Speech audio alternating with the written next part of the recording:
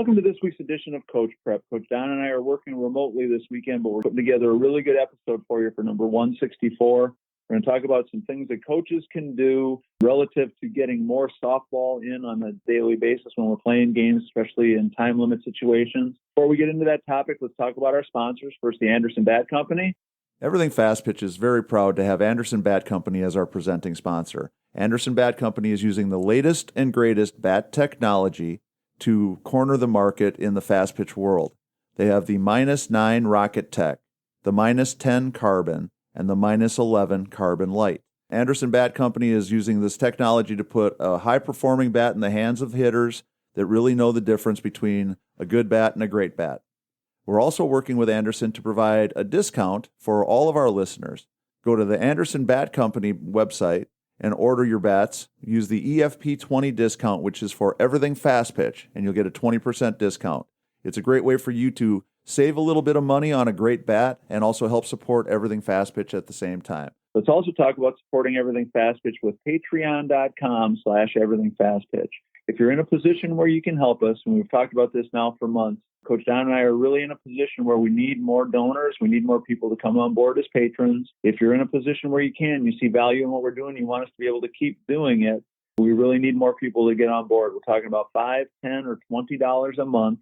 It's like any other crowdfunding group kind of thing. If a lot of people contribute a little, it makes a big difference. And that's really what we're asking for. And we've got thousands of people that listen. We'd like more of you if you can to help us when you can and contribute by becoming patrons. Go to patreon.com/everythingfastpitch. So Don, we've talked a lot about time limits, how much time is wasted, things that are going on in the game that are cutting into the amount of time that the kids actually get to play. I have a new pet peeve, something I want us to talk about as kind of a way to get into this discussion. And what I want our coaches to start doing is lobbying the tournament directors that the game clock should start when the game actually starts, not when we start having the meeting at home plate. Because one of the things that I see is we start the clock when the coaches get to home plate to start the pregame meeting, and then we'll see some chit-chatting, some cracking up, some jokes being exchanged, some good old fun times being had. But the whole time that clock is still running. And if we're spending 5, 6, 8, 10 minutes in a meeting, that's that much less time that the kids are actually getting to play.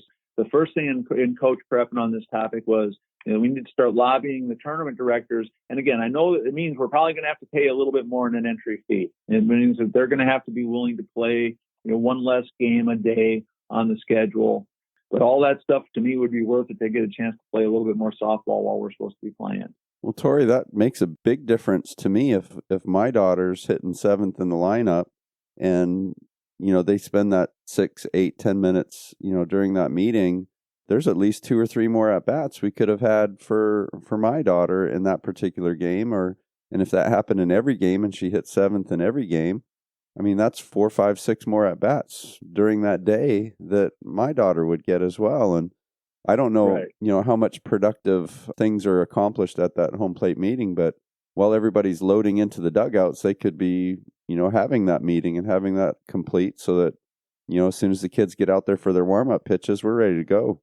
Yeah, no, and to me, one of the things that I think that the home plate meeting can be an important thing in certain settings. But if we're playing, let's say, in a showcase event where the score is not supposed to really count, winning and losing is not really supposed to count, there basically are no rules about substitution for the most part. Most people will stick with their batting order, but a lot of showcases, a specific college coach shows up to watch, that I've seen coaches grab the kid out of the dugout and send them up to the plate to just get one at bat because that college coach is there to watch him play and those kinds of things. Sure. Your point is an important one. The number of games that I've coached in travel ball, and I've only been coaching travel ball for a few years, but the number of games that we've played where kids only get one at bat, especially like you said, the 6th, 7th, 8th on down hitters are only getting one at bat a game, is way more than the opposite of that discussion where they get 2 or 3. And to me, that's a really frustrating thing because you're not getting enough time at the plate. You're not getting a chance to ever even make an adjustment because let's say you hit in the 3rd inning and then time runs out in the 5th inning. You never had a chance to even get back up to the plate unless your team is just rolling and scoring tons of runs. The fact that It might end up meaning one more at bat a game for kids towards the bottom of the lineup. I think it's an important thing for us to be considering. From a coach's perspective, I know, a lot of the tournaments are very expensive. Some of the events are costing a lot of money.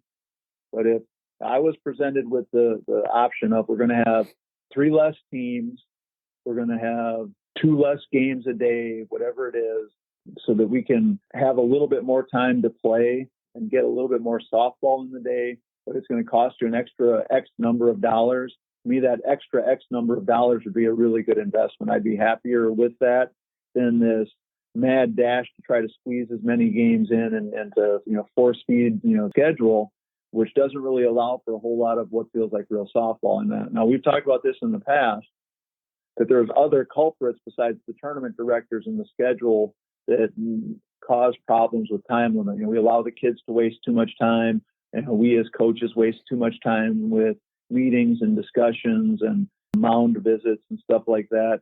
And all that stuff has its time and place. We're also contributing to the problem of not getting to play very much softball in some of these time limit situations because of those things too.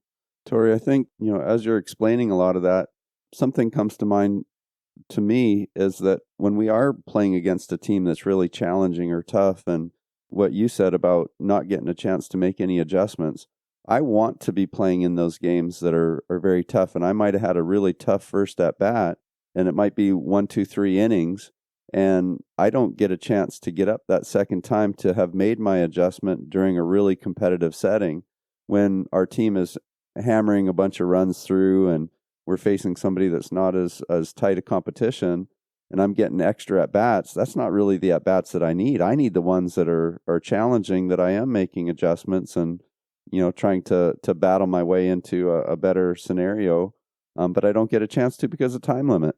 Well, one of the things, like when I'm working with kids in lessons that we talk about, is that your focus has to be so strong that you have to be prepared every at-bat, because in the lesson setting, if you take a really jacked up swing and then you make an adjustment and then the second swing is great, obviously you're good at making adjustments, you're good at, making corrections. But if it was a real life situation, for the game situation, the first swing that you took is a pop up to the shortstop. And now you got to go sit in the dugout for a really long time before you get a chance to show everybody, hey, I'm really good at making adjustments. To your point, where we have a lot of players that are gaining the knowledge, I think they have some understanding. They have the ability to do some things to show that they figured out what they did wrong. But when you got to wait till 3:00 game and halfway through the 3:00 game to get your next at bat of the day against a different pitcher in a different game, I don't know for sure that anybody can appreciate the fact that you figured out what you did wrong, that you made a fix that's going to allow you to be successful. The whole idea of our coaches starting to lead the charge that it's okay to spend a little bit more money to get a little bit more softball in. Be okay with offering that suggestion when you're talking to tournament directors. Because a lot of times tournament directors will ask you what you thought. Did you enjoy the tournament? Be honest with them. Say, the hour and 15-minute time limit is really not good. I'd be happy to pay extra money, figure out what the cost is to play an hour and a half game, or get five games instead of 7. One of the things we always hear from our umpiring friends, that they don't want to do the really long games because it costs them money, because basically they're getting paid per game. So if they can do 7 games in a day, obviously they make more money than if they would do 5 games in a day. Up well, we have to pay. build that into. That's why we're paying more money, so we can pay the umpires more. So let's say on a really busy day, an umpire makes, let's say, $150 for the day. They work 7 games, they make $150. Well, we need to tell them, okay, you're going to work 5 games. They're going to be longer games, but you're still going to make your 150. Or, even better case scenario, we're going to pay you 175 so that it feels like it's more worth your time to work the longer, better games. I think that there's always a give and take. There's always a trade-off. But I think it starts with coaches and them, beating the drum that we want to play longer games. We want to play more games. The idea of we want to play more innings. The idea of playing more games, but playing shorter games to get them in. When we think about an individual player perspective, it doesn't really, add up to them feeling like they got more money's worth. You mentioned a couple of weeks ago that hopefully coaches are doing some things with the lineup so that the number 7 hitter isn't always the number 7 hitter. Right. So maybe we pick up where we left off. And so if the number 7 hitter is the on deck hitter and the time expires, that the next game she leads off the game so she gets the next at bat. Yeah. Those kinds of things I think are also things that coaches can be doing. When you start to look at it, you play 5 or 6 games for the weekend, and you have players that have had 5 that are in the starting lineup that are playing, pretty much the whole time, and they have as many at bats as you played games. Then you got to wonder: is the 7-game guarantee really all that meaningful when my number 9 hitter has 8 at bats for the whole weekend? Well, and if we spend more time packing up our dugout, moving to another field, and setting up for another game, and spend more time doing that than we do hitting, then a little counterproductive. And very, very frustrating. So it's up to us now. We got to train coaches. We got to start politicking. We got to start campaigning. We got to start working on trying to resolve this. So let's see if we can't make some progress on that front. So that's going to wrap up episode number 164. Coach Don and I really appreciate you listening to Coach Prep. If you have questions, suggestions, or ideas, please make sure you reach out to us at everythingfastpitch@gmail.com or fastpitchprep@gmail.com. We really like to talk about topics that you're interested in. It also gives you an opportunity to let us know how we're doing.